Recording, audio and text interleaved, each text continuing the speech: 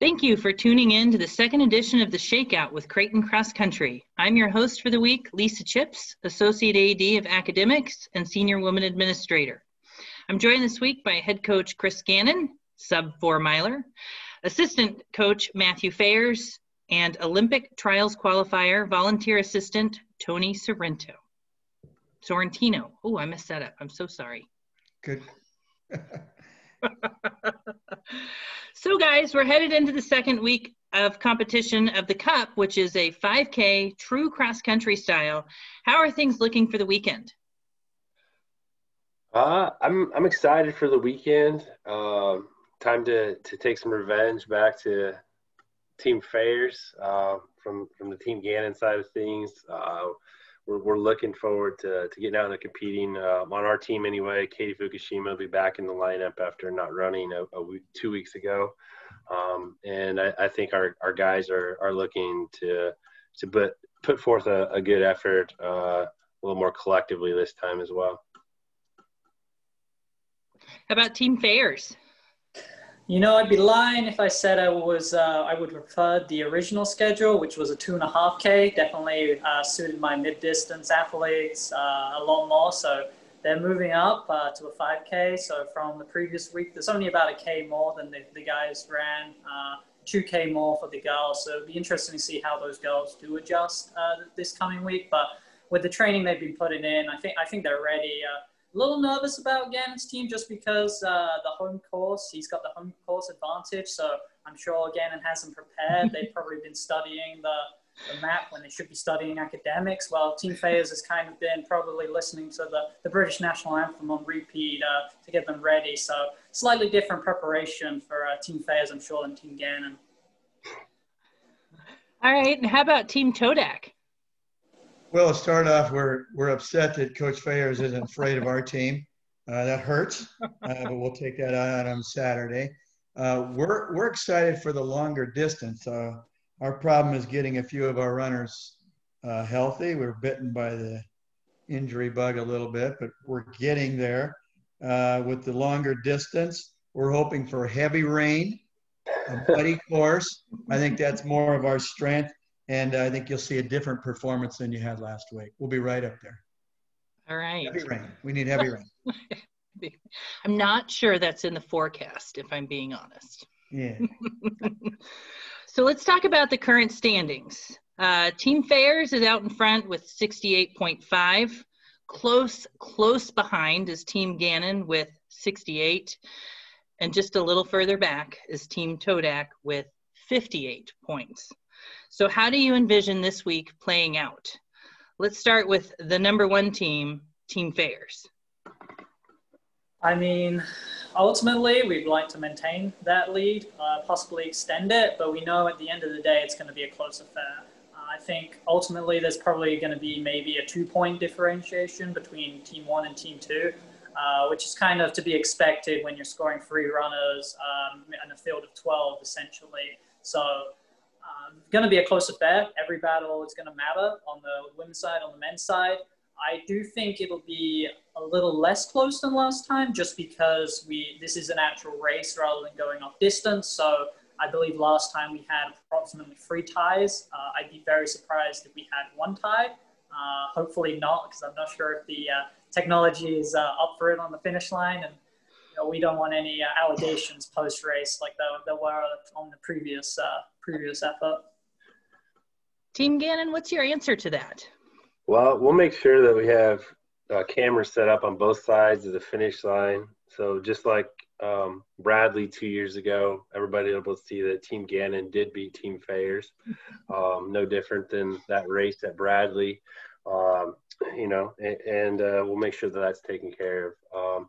I'm actually really excited for us to be able to compete in a true race setting, like Fayers said. I think that suits our team really well. We've got some fierce competitors on our team and some kids that are, as we used to say back in the day, would meet you behind the buses as needed. And so we're looking forward to throwing down and getting into some of those race tactics that I think we'll be able to execute well. All right. And Team Todak, you've got about 10 points to make up. What's the plan for the weekend? You know, we do have 10 points to make up, 10 and a half, depending on which team, but we also have 5 meets to make it up. We don't have to make it up all this Saturday, but I think we'll have a good showing. As I said earlier, I think the longer the race, the better for our team makeup. And, you know, we're excited. I think we'll cut into that deficit significantly this week. All right. All right. And so let's talk about some things you saw at practice this week that you really liked as we're prepping for this weekend's race. Tony, let's start with you. Well, let's see. On Monday morning, we saw about an 80-pound dog that chased us around. We didn't care for that. Then on Tuesday, a couple of deer ran right in front of us. We didn't care for that in the pitch dark. So those were a couple things. But the interval work that we did over at Ped Park was great. I mean, they worked really, really hard, and it's interesting conditions because it's dark and it's cold in the morning. And I thought all the ladies and all 3 teams really, really worked well. I'm excited about how they're going to take that to Saturday. All right. Thank you. How about you, Matt?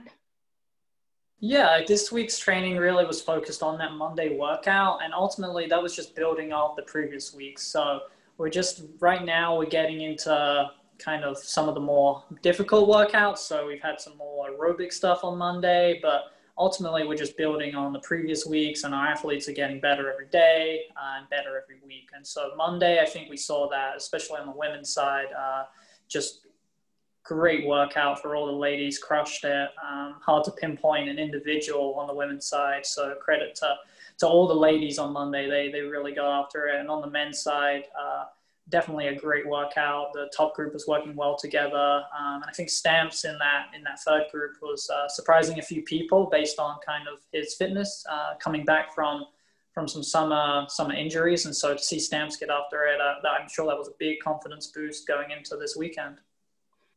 All right. And Team Gannon, what do you see in this week? Yeah, I think Tony and Matthew hit it pretty spot on. You know, we had great workouts, especially on Monday. You know, we took a 10-day block is essentially what we looked at after our race 2 weeks ago, and we wanted to get 3 good workouts in that 10-day block, and we did. We executed well. Our kids came in and worked hard. We got through some adverse weather a week ago, with rain and cold, and we just got tough and got some grit going and executed last week as well. And then this week we came back on Monday and just, as Fayer said, just crushed a workout. The girls especially, the girls had run really well a week ago, so we actually bumped their time segments, a whole category for everybody across the board on the girls team, and they still came back and crushed it. Guys executed extremely well on Monday as well. They were just kind of locked into those goal paces that they were supposed to be hitting per their intervals, and just, you know, came through on the high end of our range for that day. And so that was great to see. Perfect. Thank you. And for the listeners and watchers who may not know, how did the Cup and the Shakeout, how did it come to be? How did we get here? Well, you know, when the season, when we got word from NCAA in the Big East that the season was no more, Coach Fayers and I had already been talking about contingency plans and what we were going to do if that happened, so that we'd be prepared. And one of the things that we always talk about with our athletes is that we can only control what we can. We can only control the controllables. And the sayings and the mottos that we've had around our program for the past, 2.5 years that I've been here are eyes up and get to. And so, eyes up, what can we do? And let's look at what we get to do. And so we decided, hey, let's split the team up. Let's have some inter-squad competitions. Let's have a draft. And the whole thing just kept evolving. It started off as like, hey, let's do this. And they're like, oh, let's one up that to the next level and one up that to the next level. Next thing you know, we have a website built. And then next thing you know, now we have a podcast. And so it just kind of snowballed. There was never an intention, a month ago that we were going to have a weekly podcast, but here we are. So I'm a little bit terrified what the next month brings for this, but at the same time, you know, if you know, Coach Fayers is worldly famous for some insight that he shares in the next month, that wouldn't surprise me either. All right. Well, so what's at stake, right? We've got the cup and we've got races. There's a plan. We've got coaches. What's waiting for them at the end? There's an actual cup.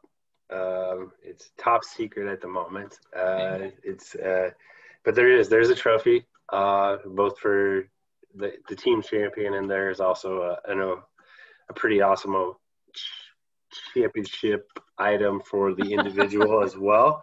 And so, you know, I think my athletes have come to know in the past couple of years that Coach Gannon comes through pretty well on some of these things, whether it's, you know, ice cream from Dairy Chef or a sweet jacket for a 4.0 GPA. We're going to execute on our end as well and do everything we can for our kids to reward them for their hard work and their efforts and for what it takes to be a student athlete at Creighton. For sure. As the cross-country academic advisor, I might say you're going to probably be handing out a lot of jackets. For sure. You know, and as we look forward, I'm going to go off script. I think we have to look back. We have to go all the way back to March, to that fateful day when we had to send everybody home. And so if you guys can talk a little bit about what it took to keep the team together, even as, you know, we're separated, we're all across the country, and then trying to flush in your new freshmen and make them feel included and kind of keep everybody pulled together in the sense of Creighton community. Yeah, I think, you know, we're really fortunate in the group of student athletes that we have. And one of the things that we do every year is we sit down with our student athletes as a team and as individuals at the end of the season, fall season as well as spring season, and we kind of recap and what we can do better as coaches and what they can do better as student athletes. And one of the things that came out of those conversations last fall was that we ended up creating a couple of committees. We ended up creating a wellness committee to oversee our student athlete well-being on a weekly basis, check in with them, and we developed a war room to help raise our competitiveness and our standards for what our expectations are. And then we created a messaging committee as well to help keep communication fluid and have a one point of contact, essentially. If somebody has a question that they can ask one person, and that person will reach out to Coach Fayers or myself, and then that message gets relayed and there's not a broken chain or somebody doesn't get the message, so we know points of contact there. And so for us to have created those in November, the role that those played March, April, May, June, July, August, September, we could have never put a value on that. And that was the first thing. And that goes back to our student athletes. And part of my leadership and Coach Fayer's leadership and Tony's as well, is that we believe in, you know, Tony in the business world. I mean, he's very successful in those ventures that he's had. He would tell you the same thing. And Matthew being a teacher and myself, is that when you give someone ownership, which we did by empowering our student athletes to be the voice, to be the forefront of these committees and to have the ability to make an impact, their investment becomes tenfold.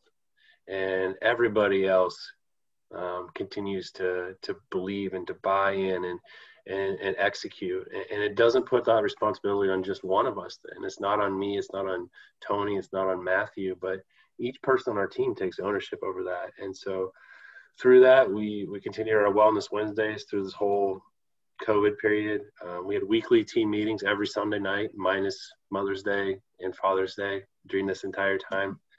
Just giving updates. I spent 20 hours a week on Zoom calls with kids, just checking in. And most of the time it wasn't anything about running, but how are you doing? You know, how are your RAs back home? How's the dorm mates back home? You know, how are those things going with the parents and the siblings, and just checking in on them. And the great thing is that, you know, usually we don't start to fold the incoming freshmen until camp in August, but we were able to fold them in this summer right away. So I think we're really fortunate in the sense of community that we've built, the team that we've built, and the core values there. So, Tony or Fayers, anything to add to that? Sounds like Coach Gannon has been listening to one or too many Coach Fayer's inspirational speech. Definitely related to a lot of that, empowering the athlete, especially during these unknown times. And that was really the challenging part during the summer and during the off season was the unknown, what our athletes were going to do. And at the end of the day, we told them that if we're going to compete, we're ready to compete. Coach Gannon and I, we will make it work. And if not, we're going to do something, which happened to be the cup, which I think is better than what any of our athletes could have imagined. I'm sure they thought there might have been just time trials every other week that they do the same event. And so kind of that process along the way definitely helped with kind of Coach Gannon being the leader that he has. He definitely helped to lead the team in the right direction. And you look at leadership at the top and then it just trickles down. So empowering the athletes, but at the next level. So with those councils and then the athletes and how they react and help each other. And so then now you've got the freshmen who seem like they've been on the team for years. It's hard to believe that they've been on the team for 4 to 5 weeks, the maturity from them. And at the end of the day, I think some of that does come down to the athletes we recruit. Just great kids. We talk about the Creighton family, and really it is a big, large, happy, messy sometimes family, but definitely positive. And we got Uncle Gannon leading the way. Tony, do you have anything to add to that? Yeah, I was just so impressed with how coaches kept the guys together during the summer. I mean, because the summer in this case was 5 months. It wasn't a 3-month summer. And the Sunday calls and, for a while it seemed like we were all going off into the dark abyss, but if we were going into the abyss, we were going together. So, I mean, and I think especially when you've got, young people 18 to 22 years old, and to echo what Coach Fair said, that I think with 4 freshman girls and 2 freshman guys, I think we have 6. Those 6 kids seems like they've been there forever. I mean, you would not know they're freshmen, and then you add the pressure that, the Creighton rule this year, like a lot of schools, you can't go home. These kids are missing their parents maybe, or they will soon, but they're not seeing anybody till Thanksgiving. So the bonds that they have with their older teammates and the coaches, invaluable. And that was all built in spring and summer, not in the last 4 weeks. They did Matthew and Chris did a great job. I was not part of that.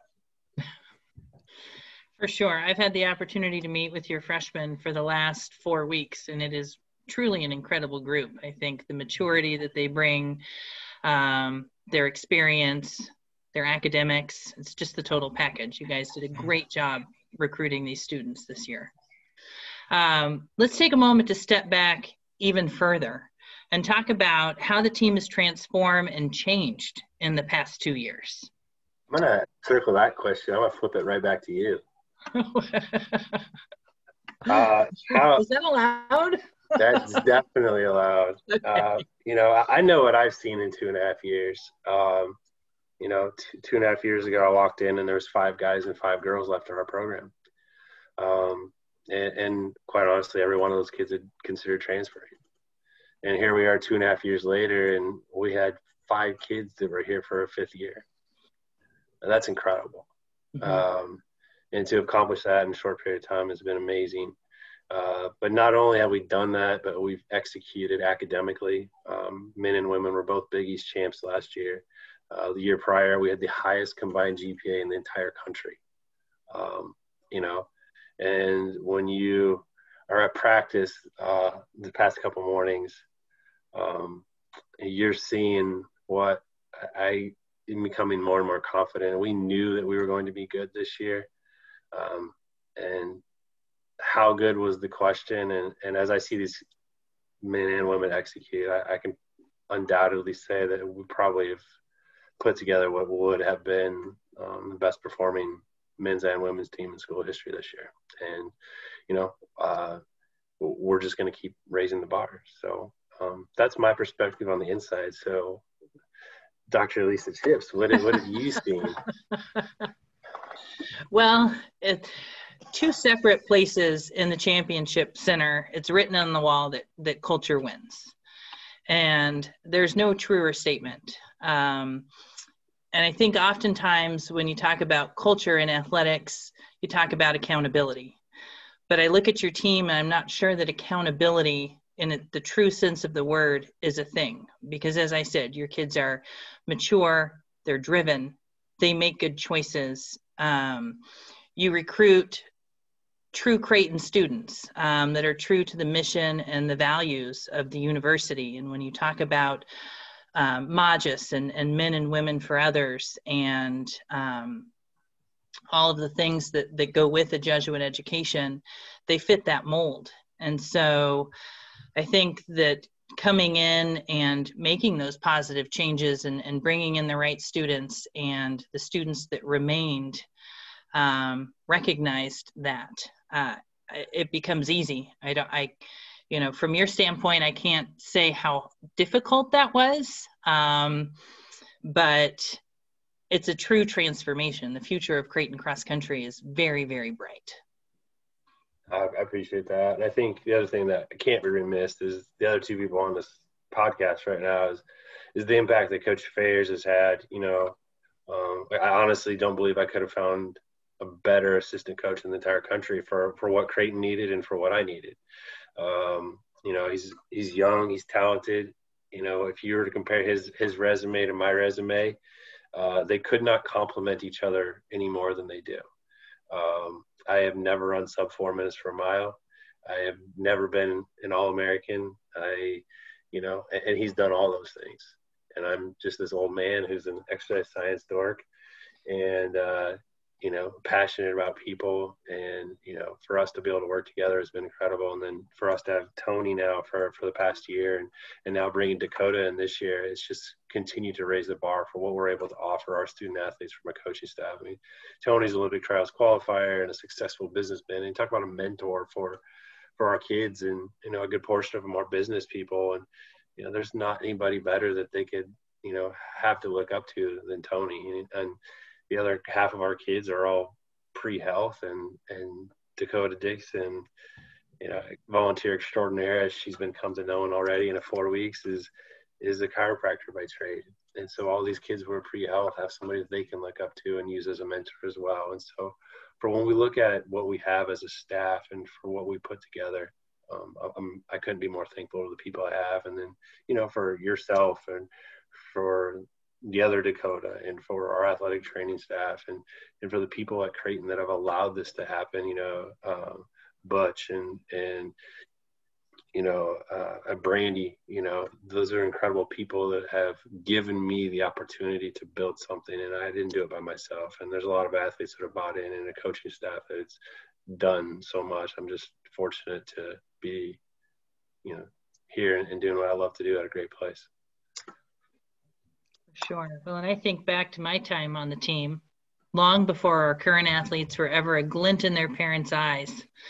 And we just went out and we ran. There was no science behind it. There was no anything. It was like run 7 miles and get back in the van and let's go back. So you think about now the care and the concern and the planning and the thought that you put in to your workouts and your race plans and those types of things. And it's just incredible to look at what's happened, over the last couple of decades to get us to where we are now, for sure. So what are the goals for the program moving forward? Tough questions tonight, Coach. Yeah, you're hammering, aren't you? When I was hired, you brought up a couple of things that were actual interview questions. I don't know if you pulled your interview notes from 2.5 years ago or what. That would have been a good idea. as you were on that committee. So 2.5 years ago, they asked me how I was going to build a successful program through that process. And the first thing I said is I was going to recruit Creighton kids. And that's what we've done. And by recruiting Creighton kids, we've been able to raise the bar academically, athletically, and as well as what our kids are doing across the board. The other thing that's a very true statement is that we're in the Big East. It's arguably one of the best conferences in the nation for cross country. Villanova, Georgetown, Providence, Butler. I mean, those are podium NCAA teams. Those, you know, and the rest of the Big East is no slouch either. You know, on my first day, first week, maybe it wasn't the first day, and talking to Nick Monkmeyer as he's a freshman, he's like, yeah, coach, my freshman year, I'm at the cross starting line for Big East cross country, and I look over and there's an Olympian next to me, you know, and what that's like. That's the reality of the Big East. And so I've said all along that if we can get in a place where we're continually in the top half of the Big East, then we've built a pretty competitive program. And I truly believe that we're on the cusp of that right now. And then from there, you know, I've got big dreams, and we'll see what happens with those. And, you know, I'm a grinder. I'm going to find ways to make dreams happen. All right, Matthew and Tony, do you have anything to add to that? I think at the end of the day, we just got to focus on day by day, week by week, as we tell our athletes. And as long as Gannon and I are doing everything we can, constantly learning, just continuing to educate ourselves, being there for our athletes, we know our athletes are going to improve. And we know that they're going to get better and better. And so you look at the past 2 years and you have your third ever Big East accolade, all Big East, and Danielle Hodling. There's no reason why one or two girls who are currently on the team can't join her, which used to be a rare company. Now it could become it's going to become an every year thing. Getting one on the guide, that would be huge. First in school history. There's no reason that can't happen. And just building off that year by year, week by week, day by day. Just in the season plus that I've been honored to be part of it, you see the strides they're making. We had some great athletes that were carryovers from the prior coaching staff, but everybody stuck it out, and the newbies, as we call them, they're really dedicated. I'm just excited to be a part of it and watch where this program goes. It's going to be fun. Sounds great. And I think this fall with the Cup is a good another building block to help carry the team forward. And I think we're probably about out of time. I mean, it feels like it's flown by, but it's probably been much longer than I anticipated. So I will say thanks for joining us on The Shakeout with Creighton Cross Country. And until next time, I'm this week's host, Lisa Chips. Eyes up and go Jays.